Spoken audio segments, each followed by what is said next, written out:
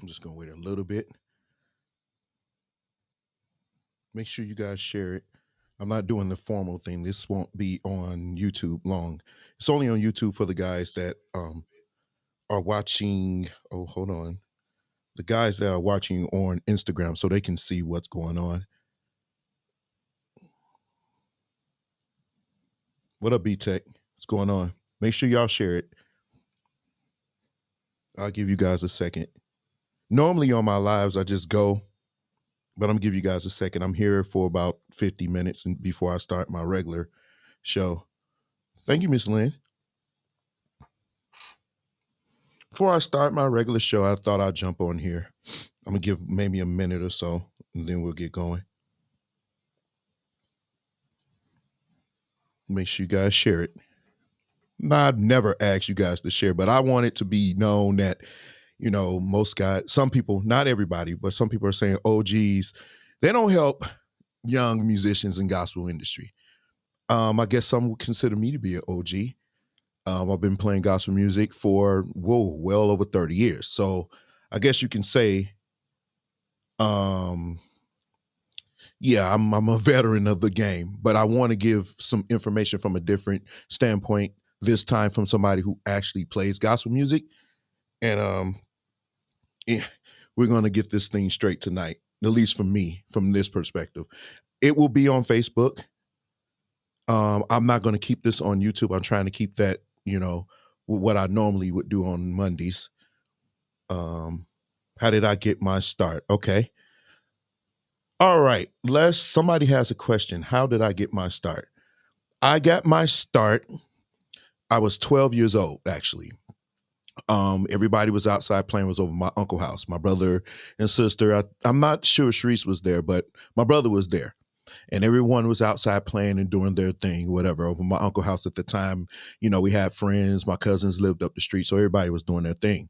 So I was playing with his bass. It was a GT, a Westone.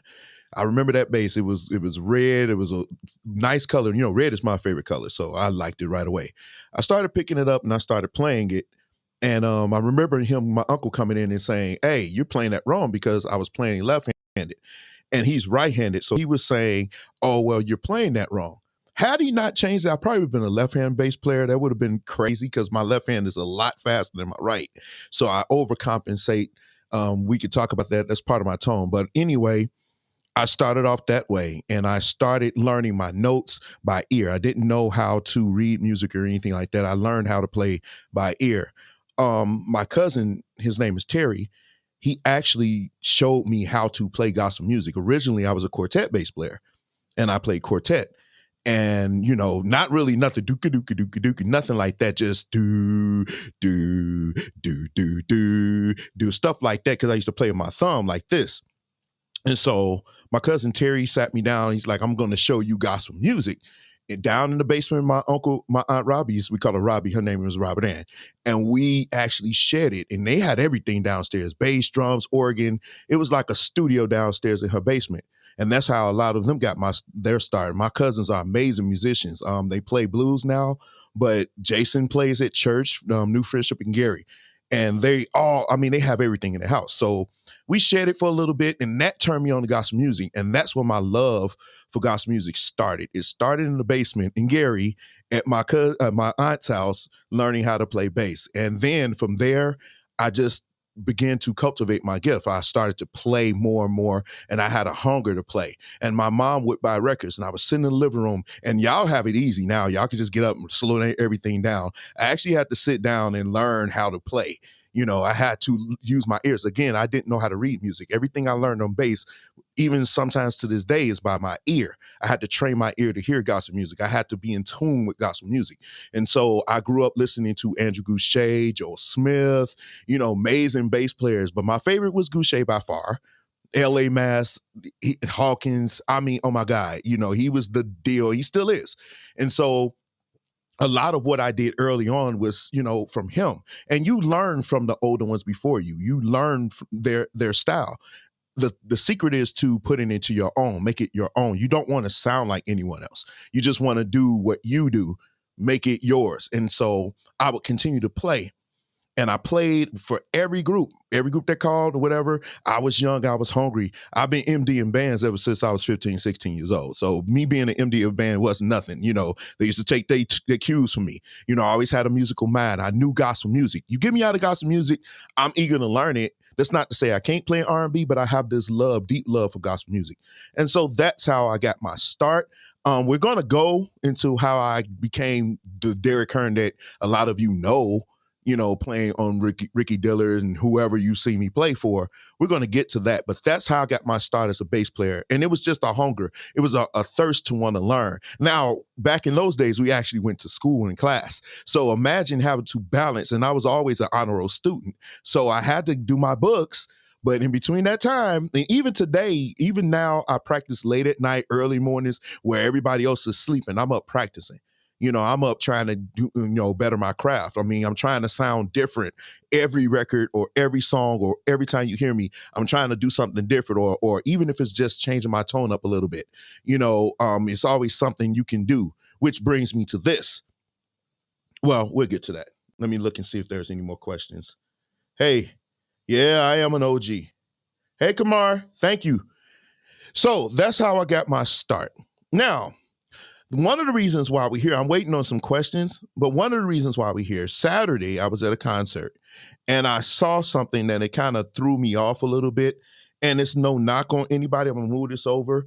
And what happened was I was at this concert and I saw something and I said something to myself. I said, whoa, this is not something we should be doing. And I left a comment saying, call me old fashioned, which I am. But I still think men should remove head coverings. This started something. Some people, didn't like it. A lot of people did. They agreed with it. But a lot of people are misunderstanding why I said that.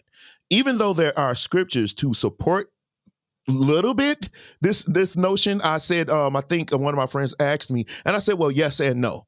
Yes and no. The scripture was specific. It said when you're praying and when you're prophesying. Now, prophesying is not saying what we think prophecy is. It's preaching and speaking under the power of the Holy Spirit. It's what prophesying basically essentially is. You don't necessarily have to be prophesying as what we know, fortune telling or telling the future, I would say that's a better word.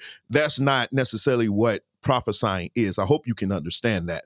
But that's what I meant. And some people saying, well, we're not praying. One person even said, well, why don't you just lead a church? Why would you want to lead a church when they're praying? So, yeah. And then you got to remember back in those days, for a host of reasons, musicians weren't playing in those when they gathered. People say, yes, they were. No, they weren't. I can show you historically, they actually wasn't. There were no musicians. One of the reasons why is because all of the pagan groups, they have musicians in their rituals. And so they would say, no, we're different. We're not that. So musicians weren't allowed to play. That's one of the main reasons. So now you know a little history. So musicians weren't allowed to play at first in the first century. Over time, as people start to say, hey, it's okay. It has nothing to do with syncretism or anything like that. So musicians started to be able to play in service. Thank you. Thank you very much. I'll get to that. The first record I played on in life, or the first record I played for Ricky? So the first record I played on in life was for my family. It was called the Hearn Family Singers. Probably if you grew up in Gary and Chicago, you kind of know them. We were a family where nobody believed in birth control at all. We have one of the biggest families you ever can imagine. My cousins, even to this day, it's a lot of us. But that's the first recording I played for. Ricky's first recording was No Limit, I believe. Holy Place. So anyway, I left this. And the reason why I said this, I grew up in a time where gentlemen were gentlemen, where men acted like men, where there was no misunderstanding. There were men. And one of the things that men did, it was proper etiquette for when a man enters a building, especially one of importance, that they would remove their head wraps. In church, the way I understand it, you're not removing your head wrap because somebody's telling you. You're removing your head wrap because you are a man, and that the head of man is God. And you're basically saying when you remove your hat that I am, even though I'm man, I'm submitting to a power that's greater than me. And I'm going to give respect to the man, to the God that's more powerful than me, that made me a man in the first place. So when you remove your head, your hat, your covering, that's an act of submission to God, to me. That's when I see people so blazingly just walking around with their hat on and you got to dang near fight them to get their hat off, you basically, to me personally, this is just me, you're basically saying, no, I'm going to do what I want to do. I have no reverence for anything, which brings me to this. You have to have a reverence for something. Some traditions we should get away from, but I believe some traditions we should keep. A man uncovering your hat in church is not a big deal. That's not the hill you want to fight on. And for me, it's proper etiquette. When you meet a woman, you meet her dad, you take your hat off when you speak to another man. That's something somebody should have taught you. I don't understand why that's a problem. I don't understand why that would be a problem. You remove your hat when somebody is talking to you. When you meet a woman, when she meets you for the first time, and you should stand up if you're sitting down. Do you keep your hat on? Yeah, what's up? Scallywags do that. But gentlemen, men with respect, men with purpose, we remove our hats. How you doing, ma'am? My name is Derek. That's what you're supposed to do. When you enter a restaurant, you take your hat off. It's etiquette. It's proper etiquette. It's no different than if you are sitting with some dignitaries. I mean, obviously, you never sat with dignitaries, but you don't pick up a piece of chicken and just go to work on it. You use a knife and fork. It's proper etiquette. That's all it is. It's simple. So when you remove your hat in church, to me, in a place of worship, that's what I call church, a place of worship. Some people say church. We know what the church is. We know it's a body. I know that more than most. But when I'm saying we call it church, that's what we call. So when you stand up in church or you get in church, you'll come before God, you come in to minister to his people. What is wrong with you removing your hat at that point? Because at that point, when you say, I'm not going to remove my hat, you've made it about you. So everything that you play subsequently has nothing to do with God. It has something to do with you. And you might as well go with the other third that fell from heaven, because it's one of the things we deal with in our community, which is called pride. That's one of the things we deal with. It's called pride and arrogance. And as long as that stays, this will happen. You walk into church with your drawers showing and everything else. And the OGs, the ones that you respect because we play records that you want to play on, when we say something to you, it turns into an argument. And even sometimes it turns almost physical, because a lot of Chankstons in church, you grew up in church your whole life. You think you're a gangster. What you throwing up? Pitchforks and crosses? I mean, I don't understand what you fighting for. You've never been to jail, no record on you. But if I come and tell you, hey, man, kind of take your hat off, who you talking to? It shouldn't have to be like that. But I'm an OG, right? But I'm an OG. Now, granted, none of the young men, I didn't say anything to them. But the men that served with me in the church, none of them had hats on. And I was pretty pleased with that. And so that's what's, have I ever thought of giving virtual bass lessons? Yes, and I'm going to explore that now that I have a little bit more time. I need that record. What record? With you playing Greater First Chicago. I have that. I got it. If you inbox me, I'll send it to you. What was, okay, let me see if any more questions before I move on. So yeah, and that's what I was basically saying with the hats. It had nothing to do with me trying to excoriate anybody. And I know one of my friends said that, you're turning people away. If you are turned away from somebody telling you proper etiquette in church, you don't need to be there anyway, because you're coming in with the wrong spirit. But here's the thing.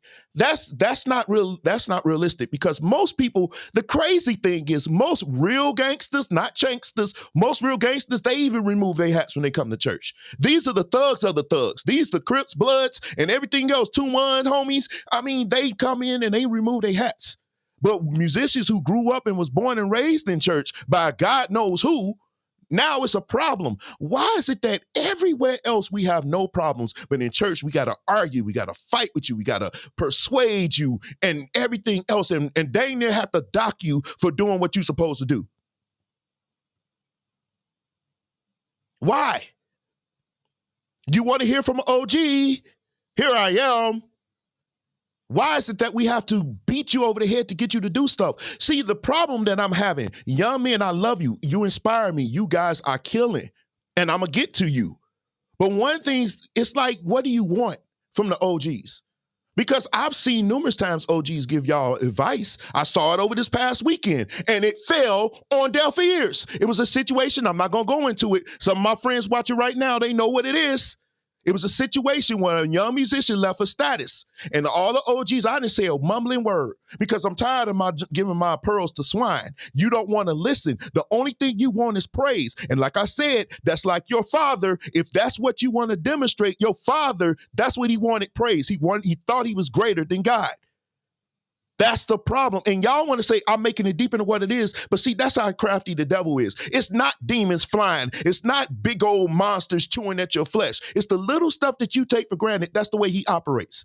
If he can get you to do that, if he can show your pride, if you can do anything you want to do or have that disruptive spirit, that's how he getting you. And y'all thinking it's something else, and it's not. That's how he gets you. Well, the backpacks I'm not really on. I'm still confused on what you're carrying up in there. I mean, to be honest, some of you, I do know what you're carrying in your backpack, and I'm not going to knock you because they don't have no securities in these churches sometimes, but I don't understand. But the praise, OGs will give you your praise. OGs like myself, we will give you your praise. Let me move this out the way. No, not me out the way. Let me move this out the way because we no longer need that. Let me get back to my living room. Brian can't lose his hair. He needs to. Oh, God. We're not even talking about LeBron tonight, bro. But that's what I'm saying. When I look at the OGs and I see some of my constituents that are older that have been playing a while, we're confused on what you want from us. I'm more than willing to help anybody. You want to know? So one of the biggest questions I get as someone who's worked in judicial system, changes you are no. Well, because it's no consequence, David. See, in church, the most they'll do is they'll make a scene and it'll be a big issue. In court, they'll remove you and you're going to go somewhere else because I think is it not contempt of court if the judge tell you to move your hat and you don't? So there's that fear.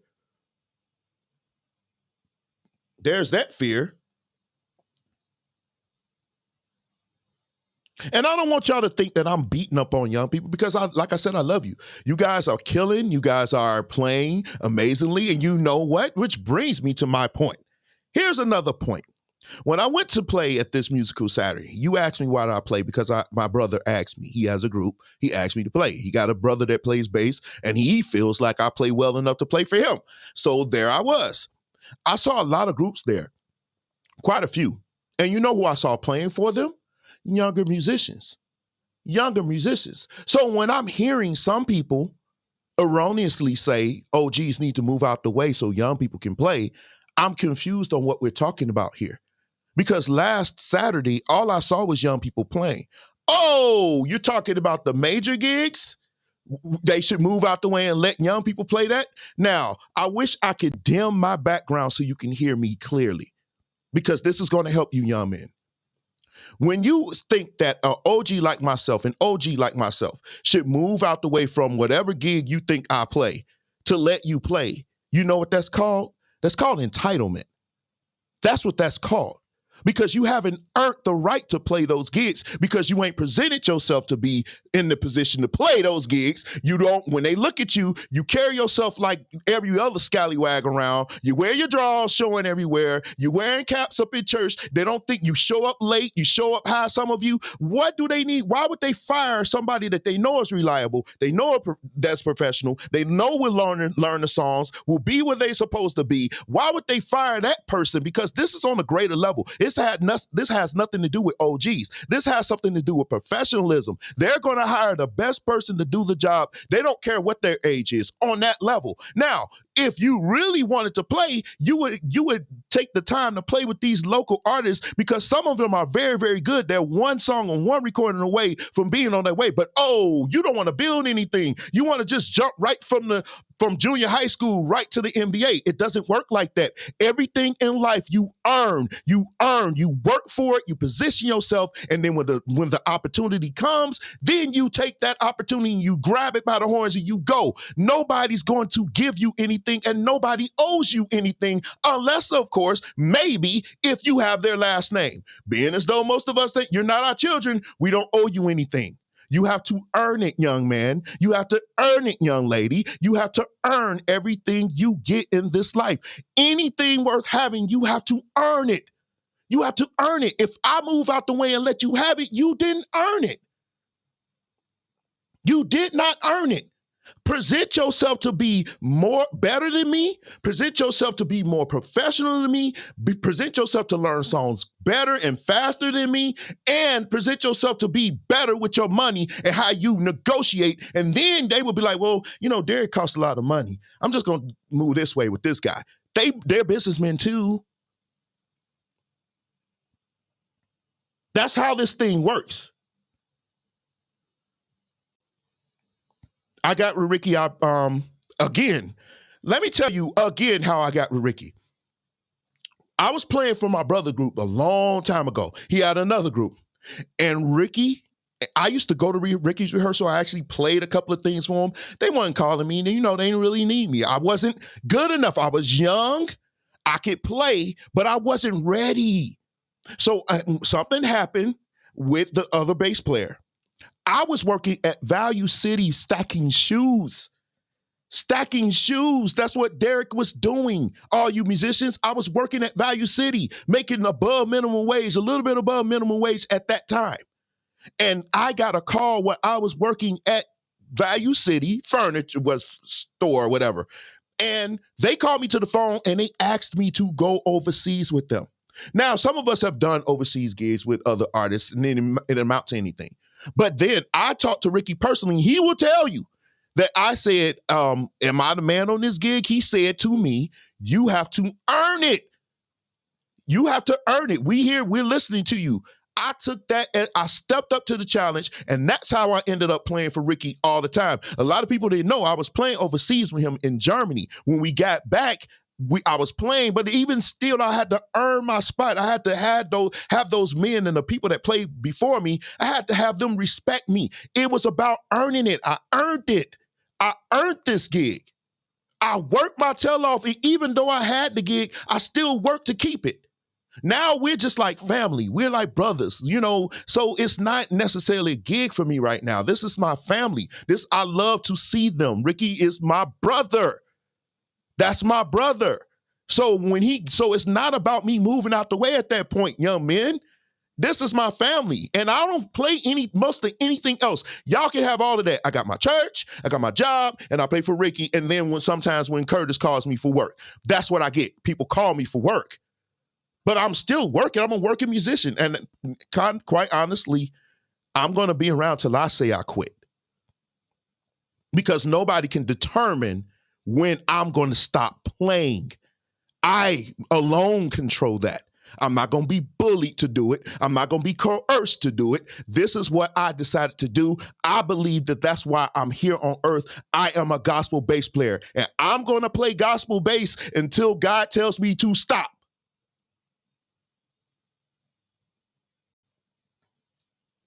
That's when I'm stop playing. When God tells me to stop, when God says, okay, you served, now it's time for you to move on, then I stop playing. But no man on earth that was walking this earth that's not named Yahoshua ben Joseph can tell me to stop playing bass. I'm going to play. And then whoever calls me, I'm going to serve you the best I can. I don't care if it's a storefront church. I don't care if it's a mega church. You called me. It is my responsibility for you to see why God endowed me with this gift to play. So if that's too much for you to understand, I really don't care.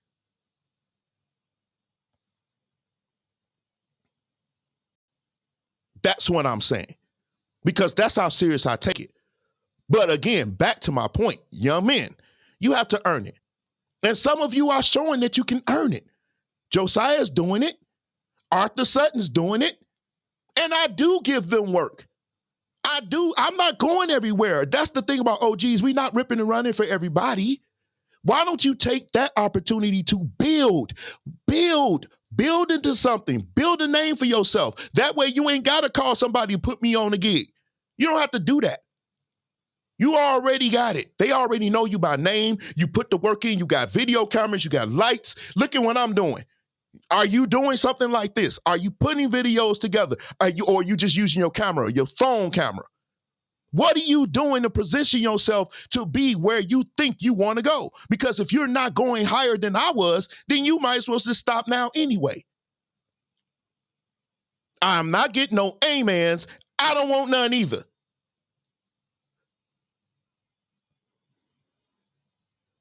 Bro, how should I take this? I was playing for a group and they had John Key come in for their anniversary. The tickets, door sales, made plenty of money, and he paid me 25. You were used, but that's your fault. You have to negotiate that before you show up to any rehearsal. Make sure you negotiate that. And it's getting to the point, honestly, with some people that you need to get some kind of deposit or all of it before you play. That's on you. Just take that as a loss and as a learning experience. They should not have paid you $25. And this is why I always say we need to organize and maybe have a musician union, because with the union, we went and got your money and there wouldn't have been no problem. But yeah, in the future, get your money like that up close, especially if they selling tickets. Don't get used. That's not good for you either. But get your money up front. And if they can't pay you up front, then you got to really ask yourself, is it worth it? Then you have a decision to make. Is me playing? Because let me be honest, John Key don't care.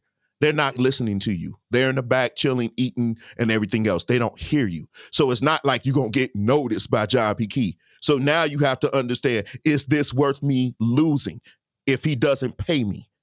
I suggest you work that out in the beginning. Better negotiation skills. And that's something a lot of you can learn. Anybody else?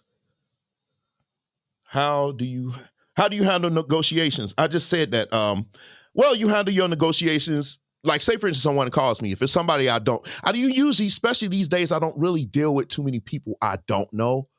But when I would ask you how much it's cost. You really want to know what it is, how many songs it is, where it is, and then you start to analyze your expenses. If it's out of town, I might need gas money. Don't get there and expect them to give gas money when you get there. It's negotiate that in your price.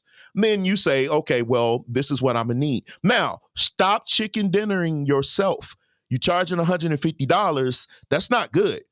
Charge what you charge. Ask an OG what you should charge. I would tell you what you should charge. I will hear you, or if I know you, I know your skill level. So I would say charge this. This is fair.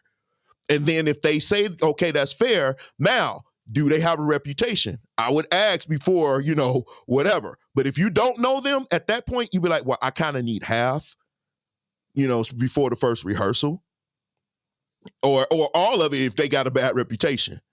So you got your money, because they'll get you all the way somewhere and won't take care of you at all. You be sleeping in your car and everything else.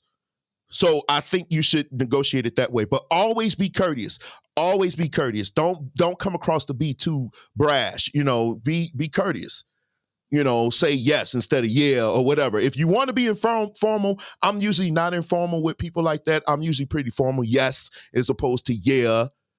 But at the end of the day, you have to develop those negotiation skills. Make sure you get your money up front if it's people you don't know, especially in 2022. I was about to say 21. I forgot we're in 2022.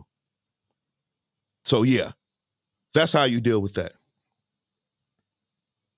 What up, Jason? I'm trying to keep going. I have to jump off of here in a little bit because I do have another show to do. But I got a surprise for y'all at 8 o'clock, though. Y'all gonna flip. Some of y'all gonna be mad. Yeah, it happens. Let's see. How would you go about getting a union? I don't know off the bat if it's any musicians unions out here for gospel music. I've explored the opportunity with a couple of musicians that I felt were intellectual enough, intelligent enough, and had some kind of, honor, I guess you could say, that you could trust them with that. I really would like to be a part of it, but the union, I'm not sure. I'm in the musician union, but they don't really do much for me. But take my money, But we could talk about that. I wish it was a musician gospel music union. I wish it was. For singers and musicians, because singers get it bad too. You guys get it bad too. Let me see. Talk about skill level and pay match. Ooh, that's a tough one. if you just starting and you don't have a name, it's almost like you coming from high school to get a high-end job. You really, really have to show them that you can do that. You have to work for it. So you can't come out the gate if you know you haven't played for anyone. Say, for instance, you're a bass player and they say, oh, we need you to play this concert. You can't roll in talking about, I need 600. You can't say that. You got to be honest with where you are, analyze who you play for and how many people are calling you, before you give them a price. But then again, always ask somebody that's on a greater level than you or on the same level. I still ask some of my musician friends, am I being fair? Am I being too hard or whatever? We should have that kind of community where we can come to each other and not expect to be lit up if we ask our questions. So, yeah, I hope that answered your question. Let's see who else is talking. Somewhere in the Bible, get your money, man. Well, I mean, we always use the Bible. Sometimes I hate when musicians use the Bible because sometimes we only use the Bible for one-way experiences. We don't really want to deal with the stuff that actually holds us accountable for the stuff that we do. For the stuff that may get on us, we don't like those scriptures, but, a gift make room for you. We love that scripture. Or gift coming out repentance. We love that scripture, but we don't like those other scriptures. Like, what's that one? Off the top of my head, thou shalt not commit adultery. We don't like those scriptures. Thou shalt not steal. Here's the one you never get sat down for. Thou shalt not covet. And a lot of you are coveters. You want a gig that's not yours. So you want a gig that's somebody else's, but you desire to have it. That is a sin, ladies and gentlemen. That is a sin, and nobody wants to talk about that. So if you desiring to have a gig that you didn't earn, that's not yours, that belongs to somebody else, and here's the thing, you know what's wild? I won't say any names, but I've heard people say, man, he's sick, man. Oh, man, that means I might get that gig. What? Is this where we are right now? I couldn't believe that. He said, man, he's sick, man. Hey, I might have that gig. This is where we are. I couldn't believe it. Please speak between business and ministry. When do business... Ooh, okay. This is one that always gets it, and I'm really on the fence with this one. If they are selling tickets, that's a no-brainer. That's business. That is business. Ministry, it's hard to differentiate now because it's such a fine line. So for me, ministry is when I never charge for funerals. I never charge for funerals. If they want to bless me, that's fine, but they ask me how much I charge, but like I'll be there or whatever. If I'm asked, I don't charge for everything. So in my mode, I'm serving, I'm giving. You need me, I'm there. Or if they need me to play something, I'm usually real cheap. They want to rehearsal or whatever. I just give them something for my time. But ministry right now, the way it is right now, I don't even know. You serve at church, maybe. I mean, to be honest with you, because anything outside of that, you just don't know. Because some of these people, they only want to do this so they can be in lights and stars and everything else. So how can you then say it's ministry? I guess you could say from my heart, I'm really doing this to praise God. But if you standing around waiting on the check, are you really? If you leave and then if they give it to you, they do. If they don't, then we can talk. But it's right now, I don't know, man. We've distorted this thing so bad that it's hard to even tell what's ministry and what's business. And I'm not saying it's bad. I'm not saying it's sinful or anything. But when you say, oh, this is about ministry, but you getting a check, and is that check going into your pockets? And you're charging a whole lot of money. So I don't know. Y'all tell me in the comments. Ministry costs, and it does. But ministry costs. It does cost. You have to pay to get there. You have to pay people to serve. But what I'm saying is, what is the driving thing here? That's how you can determine. If you say, man, I'm about to get this money, and there. And another thing, why don't we go to smaller churches? We only go, like some of the major artists, they will only go to the big things. They won't go, Pauls. They won't go to, little mama's storefront church. They won't do those things. No, I ain't going to that. So can we really, that's what I mean. It's kind of, at what point is this? I know ministry costs. I mean, it costs to run the ministry. Paul even said, I can take for you if I want to, but he didn't. Mm, he didn't. Yeah, that's a quick pause. Let's see another thing for upcoming musicians. Let's read this. Don't make success synonymous with being on the road. No, right. There are a lot of broke musicians out here on the road. I was one. You can make good money as a musician and not have gone on the road. I agree. Your skill set has to be there. I agree totally. I was broke, running up and down the street. There, contrary to popular belief, you won't get rich playing gospel music. You won't live in a house on the hill playing gospel music. So you can want these gigs all you want, but you're not going to make a whole lot of money. I'm convinced if that's what you want to do, you better try out for R&B. You better play those gigs because there ain't really no money in gospel music. I was broke. And it wasn't until I made a decision to say, I got too much of a brain and get my degrees or whatever and do other things. So now I got different kinds of streams of income coming in, including playing. But I would tell you, yeah, he's absolutely right. We were broke. Playing records broke. Because after what they paid you that night, you really, you all right for a couple of days. But if you got any real bills, that's gone before you even get home. And I look back now and be like, man, I don't know if I could. I like the grind. I like learning. I like playing the records. I do enjoy releasing good music to you guys for you to play and sing. And I always love to hear you guys. I love to hear the musicians and their interpretation of what I played or what Brent played or what Quadras played or whatever, or Reggie before him. But at the end of the day, I look at it and I'm like, ugh, I wasn't really making that kind of money. I wasn't. Would I ever do secular? I try. I would play if you were a friend. And it's funny, people think I can't play R&B. That's nothing could be further from the truth. When they say that junk to me, I'll be like, they say, yeah, Derek, he only can play gospel music. I'm like, bro, are you serious? I can play anything. That's just, I just choose to play gospel music. I love gospel music because it's so much. You could do everything. It's secular. It's R&B. It's jazz. It's big band. It's rock and roll. It's everything. I love gospel music. So can I play secular? Yes. Would I? Probably not. And I'm glad I never did. Let's see. In today's multiple streams is a must. It is. It is. It is a must. You need to know how to do more than just that. You need to know how to balance. Play your gospel gigs, make that extra money. And here's the thing, playing for these local artists, if you know how to negotiate and you good about your business, you can make a little bit of money, put that away, or, do what you got to do, invest in more stuff. Like if you want to up your video game, get a better camera, get better lights, get better everything, and then make your thing unique. Do something unique. Nobody's ever doing it. You could do that. But I don't understand how people just want you to move out the way so they can just play. Do you just want to be seen? Because you could do that. Do a video. Do that. What up, man?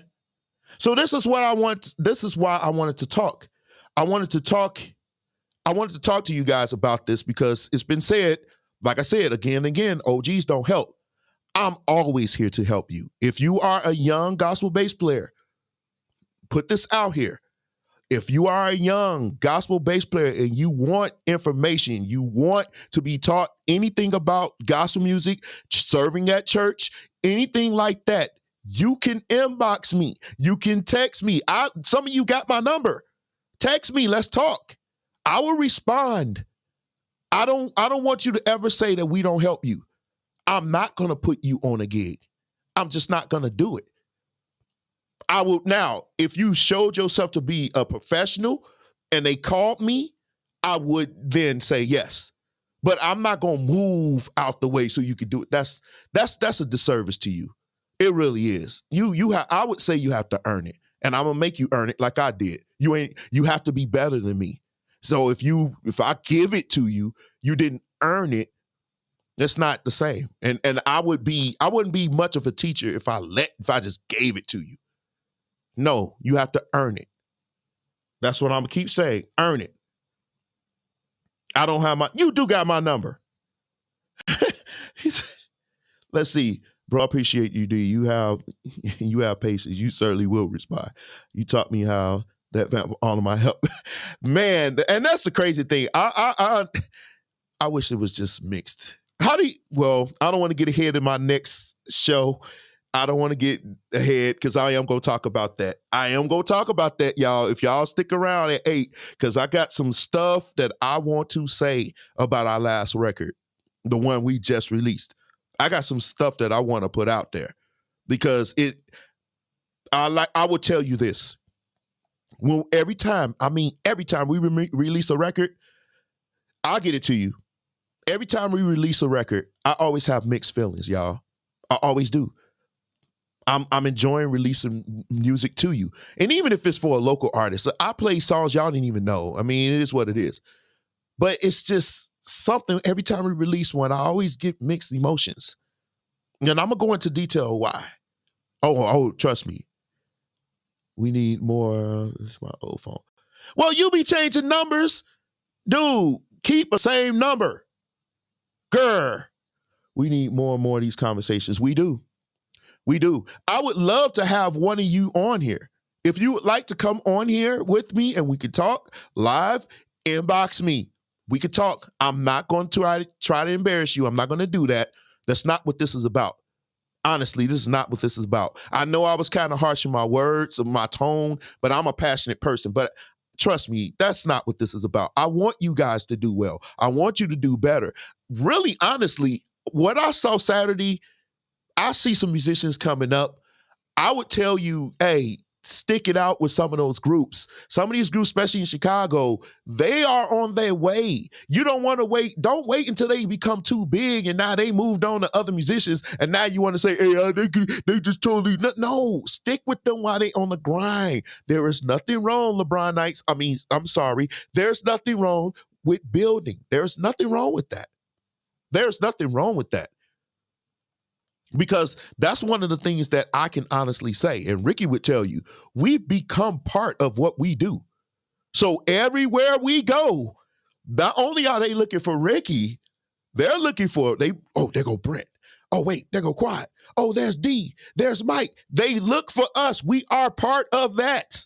We help build the sound now, especially Mike and myself. We've been there. So that's what you want. You want to build. Ty Tribbett had that. What's wrong with gospel music having long-lasting bands? What's wrong with that? You don't have to switch up all the time. I don't know. But don't let your foot. That's true. But you'll know. You'll know when you're getting taken advantage of. And then you have decisions to make. Am I going to stick with this or am I going to move on?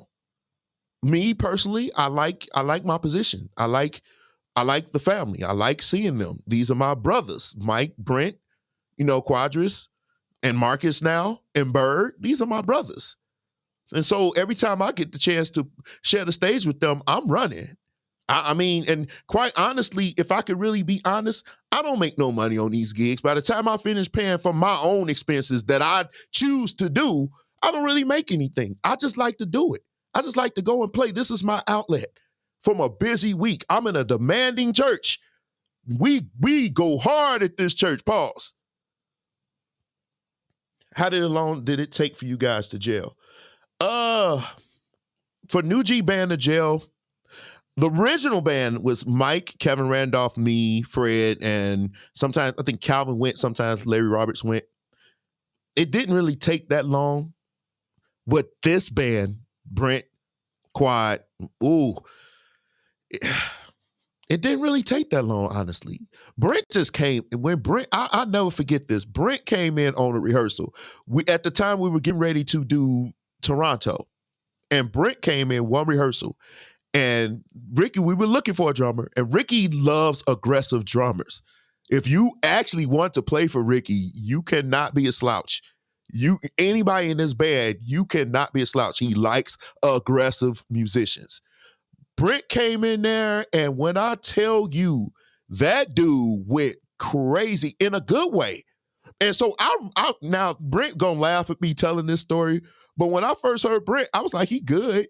but he was a more finesse player because he went around the set so fast. So you really couldn't hear everything he was doing. When he showed up to that rehearsal for Toronto, he had matured more. He was always a beast. But the finesse was gone.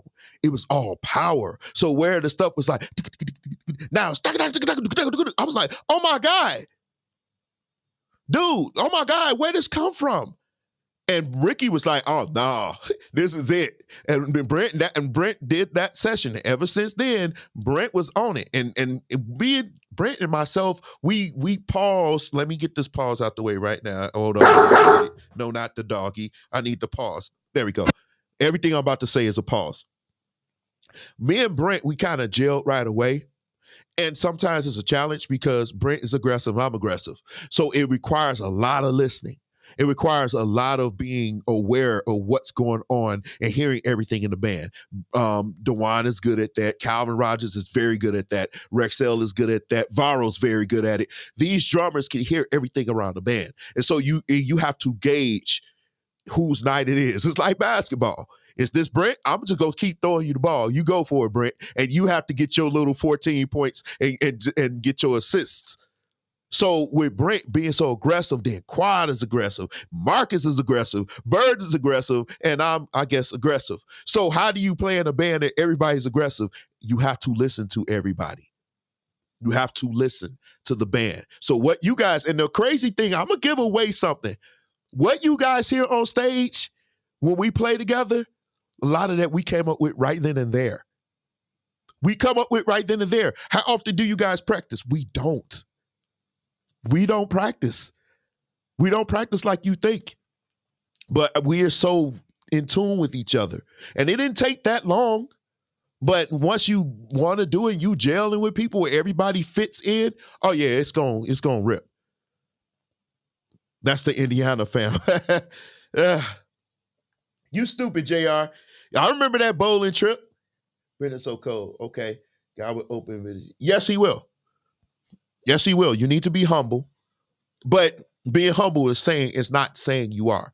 I don't like when people, I don't think I'm arrogant. Well, you just proved that you're arrogant. Arrogance pretty much is how you feel about yourself. You let other people say that you're humble. You let your people's testimonies about you be if you're humble or not. Don't say, oh, I don't think I'm arrogant. Kind of prove that you are right then and there. I heard somebody say, I don't have an arrogant bone in my body. Really, bro? That's what we doing? When he said that, I was just on my way out. Yeah, bro.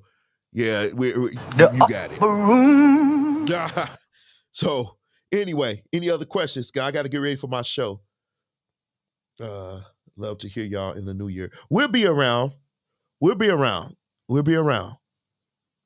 Thank you. What qualities should I look for in seeking musicians for a band?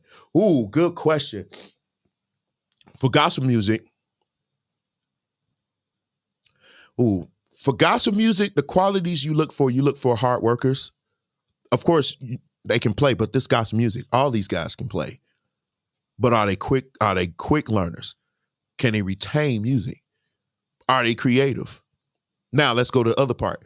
Do they show themselves to be professionals? Do they show up on time? Do you have to go back and forth with them on different things? What reputations do they have? Do they believe in Jesus Christ? Listen, I ask questions. If I'm really putting together a band, I want to know. I want to know how well you know the Bible. Now, I don't expect you to be a scholar, but I don't want us to be together and we're not equally yoked. I mean, that goes in everything, all relationships.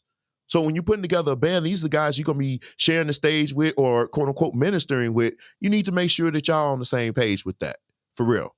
I didn't say have the same, doctrines, Baptist and Church of God in Christ. I ain't on that. But they need to at least be believers if you're playing gospel music, for crying out loud. I would hope that they do that. So start there. Who is this? Okay, would you put out, and do you think the boutique Ken Smith bass sound ever come back? I think the boutique bass will still be around. I think people are moving more to staying in jazz. I see a lot of performance basses. I think I saw a Warrior a little while ago. He was killing it. And in about 7 minutes, I got something to show you. Y'all gonna be shocked, I promise you. But yeah, I think boutique Ken Smith's I don't think gonna make a return because Ken Smith what they weren't very versatile. You could tell a Ken Smith bass a mile away, and they only fit for a certain style, like James Hall stuff, real fusion stuff like that. I don't really think they're gonna return, make a return. I think jazz basses they here to stay. To be honest with you, jazz is here to stay. As far as me doing a fusion album, I am going to do an EP. I'm not sure it's gonna be fusion. I know it's gonna be eclectic. It's gonna be me. I have a weird kind of style, and my mind is just a little different. So I am gonna do one. Just give me a sec. I know I've been saying it, but seriously, I am gonna do one. I am. So let's see. I want to go in this. Talk about the Spence thing again. Okay. If you are starting a group, ooh, this is hard. This is a tough one because when you are building, you need to make sure everybody's on board with what you're doing. Most people now are going to turn into family and close friends to start their groups. At least that's what I've been seeing. I could be wrong, but what I've been seeing, they turn to family and close friends. And then they have family members or close friends to play in the band to start. Because like, say, for instance, my brother got me to play. And even though he compensated me, I wasn't tripping on it. I left. It was what it was. It's my brother. You know what I'm saying? But I guess he's just trying to be honorable. And I appreciate him for that. I bought a couple of things with it. But I didn't ask for anything. I didn't go make a deal. So I think they mostly start that way. If you're starting in groups, start with your friends. Start with people that believe in what you're doing. Now, having said that, you need to make sure you have an exact plan going what you want to do. What is your goal? What is your vision? What is your purpose? You know what I'm saying? Make sure you have at least a timeline on where you want these things to fall into place. Don't just say, oh, I got a group and we're just going to go from musical to musical. No, have a plan because people have become impatient now. They want to see you doing something now or they're going to be up. They ain't got time for it. So you need to make sure that when they sit down that first rehearsal, you have your manuals out. This is what we do. This is our mission. This is our vision. And this is what I see we will be in the next year, 2 years or whatever. This is what we plan to do. And if it's something that they believe in, they will jump on board and they will buy in and you can, perhaps move forward. Some people even have them, everybody pitch in and we become a LLC or we become our own little thing where if we make money, everybody get paid or whatever. You could do that, but I'm not seeing too many people trying to explore that. That's a good idea, but I would say start with your close friends, start with people that you know that believe in you and then build from there. And as you build, which you should, you can make more. Now, having said that, if you 5-6 years in and you ain't made no treadway, you better switch something up or just be like, hey, we gave it our best shot. Let's go. That's just my thing. Because you don't want to waste everybody's time. You don't waste everybody's time. Okay? Thank you guys. You listen, I love you guys. I really do. I thank you for joining me. I'm about to get ready for my live. If you want to stick around, I'm going to jump off of here. I got to switch this background up and get ready for my next live that I talk about Preachers Gone Wild. We got a good one tonight, but I got a surprise. So thank you for joining me. I'm about to jump off of here. And I love you guys. If you have any other questions or you would like for me to do more of these, let me know. I'll be happy. If you want to be on board, you want to jump on, we could talk about some things. That's fine too. Okay. I love you guys. I'm about to jump off of here. You take care.